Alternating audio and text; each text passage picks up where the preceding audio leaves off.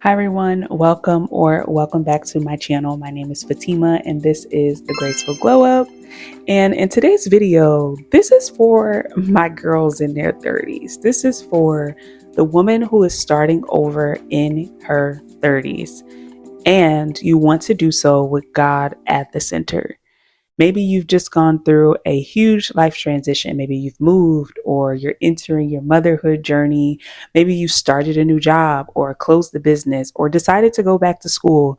Whatever it is, I want you to get settled, get comfortable, grab yourself a cup of tea, maybe a journal, because in this video, I'm going to share some tips that have been helpful for me as I've been rebuilding in my 30s. For those who don't know, I recently got married and I have been experiencing a lot of change and transition as a result of that. So I want to share a little bit of my testimony and the things that God has been revealing to me in this season. And I hope that it blesses you on your journey. So if this sounds like something you're interested in, go ahead and thumbs up this video and make sure you subscribe. It really does help this video get pushed out to all of the people who might need it. 30s, so let's go ahead, can really be that moment when everything shifts.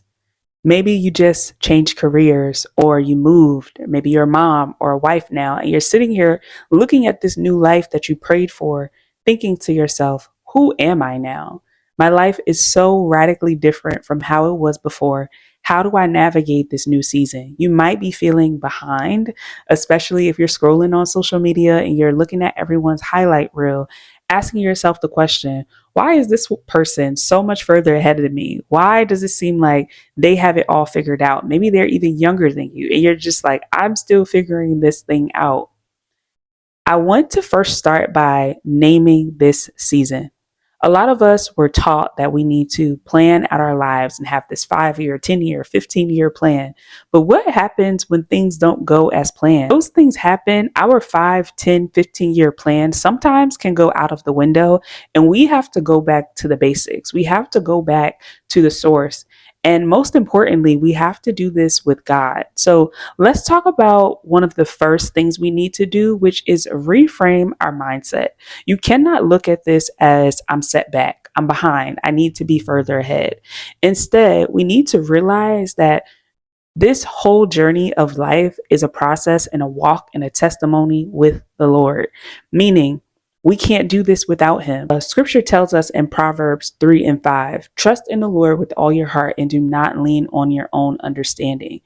During this season, you need to stay rooted in God in order to rebuild. You have to constantly remind yourself that this change, this transition can only be developed and only be pruned, and you can only really grow and transform if you do it with God. You can try it without him. I'm not saying you can't try it without him, but as someone that has lived many lives and someone that was not always a believer, I remember when I tried to navigate huge life transitions in my 20s and early 30s without God, and it was a wreck. It was a wreck. It always turned out so chaotic. I'm hoping that this reminds you that this scripture reminds you that this isn't about having all the answers. I know that social media can convince us that we should have all the answers by now, but take that pressure off yourself. That's the first thing we need to do, is remove that pressure.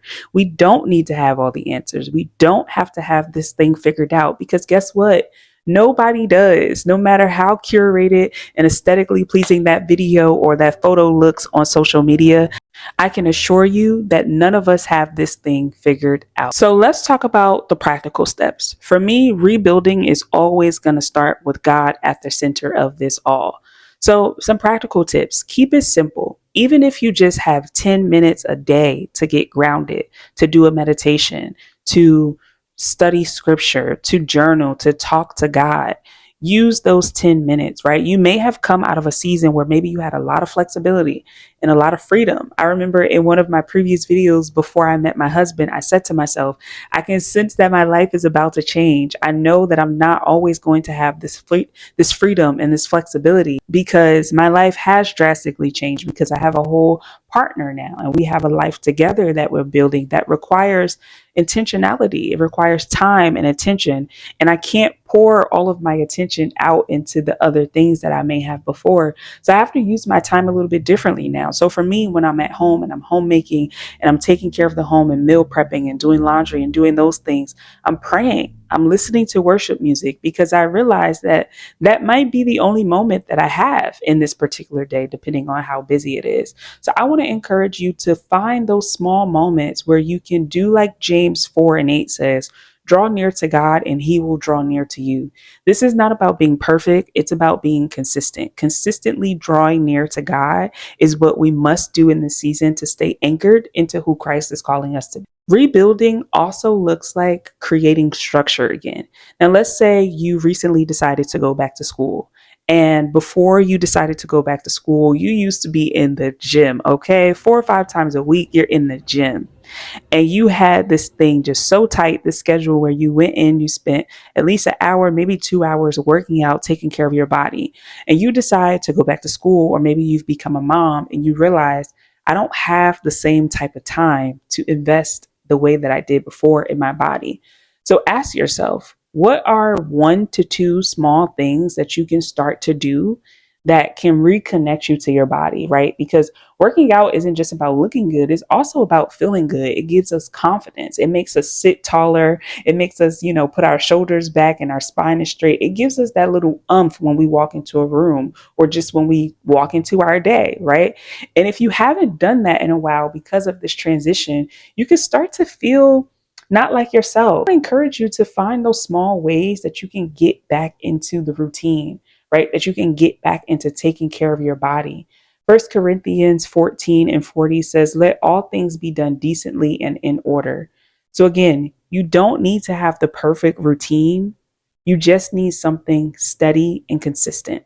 You all have probably noticed on my channel, I've been talking a lot about hair lately, and that is because I'm realizing through my hair journey that it is actually a form of stewardship. And it may not seem that deep to some of you, and I'll have a whole video about that topic pretty soon where I'll talk more about that.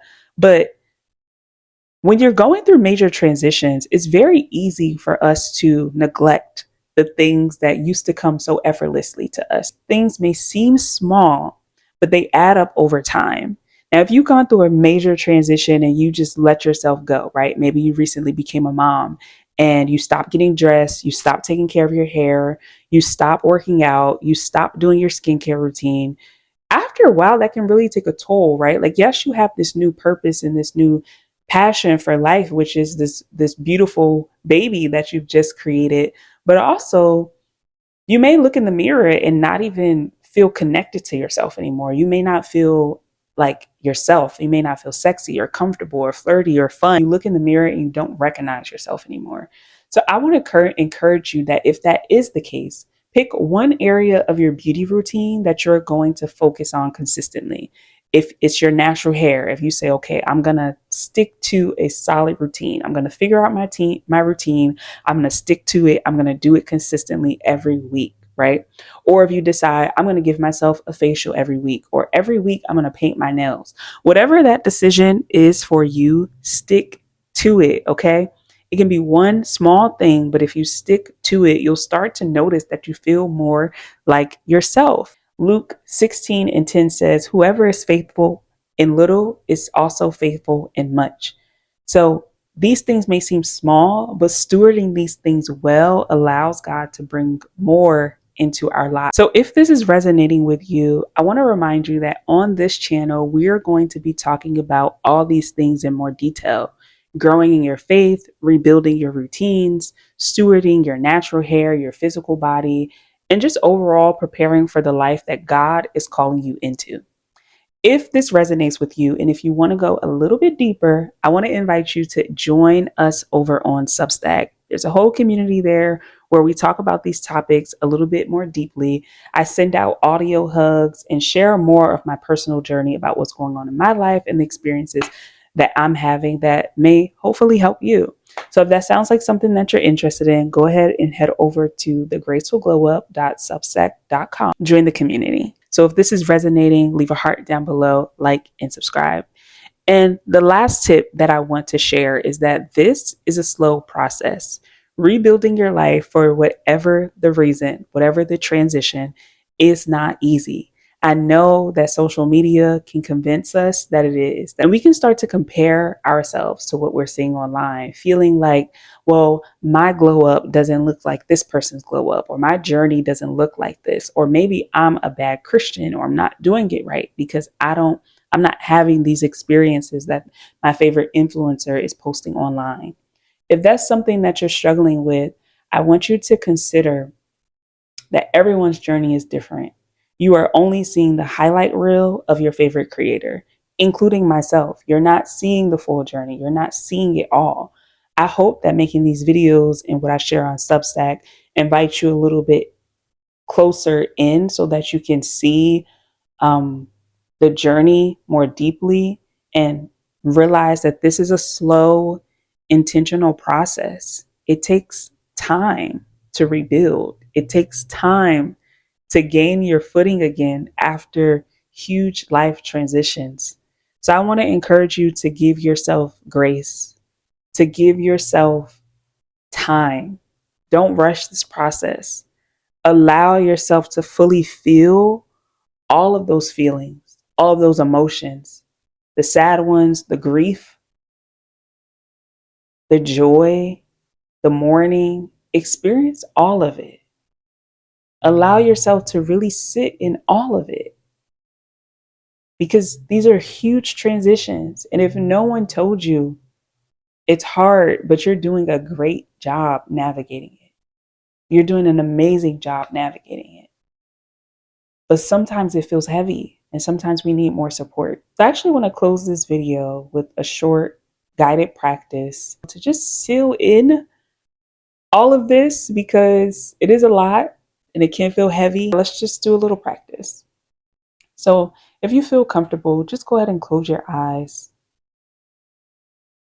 And we're just going to take 3 deep breaths in through the nose and out through the mouth. Together, we take the first deep breath, filling our bellies with air. Exhaling out through the mouth, almost like you're blowing out a candle. Again, inhale through the nose, belly fills with air.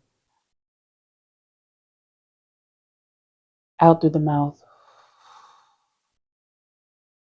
Last one, inhale through the nose and out. And with eyes still closed, I invite you to just repeat after me or receive these affirmations as I say them aloud. Breathing in through your nose. I am here in this moment. Out through the mouth. I have all that I need. In through the nose. I am present in this moment. Out through the mouth. I have all that I need. Breathing in through the nose. I am here in this body. Out through the mouth. And I have all that I need. When you feel ready, you can go ahead and open your eyes. Again, my name is Fatima. Thank you so much for joining me on this episode of The Graceful Glow Up, and I will see you in the next one.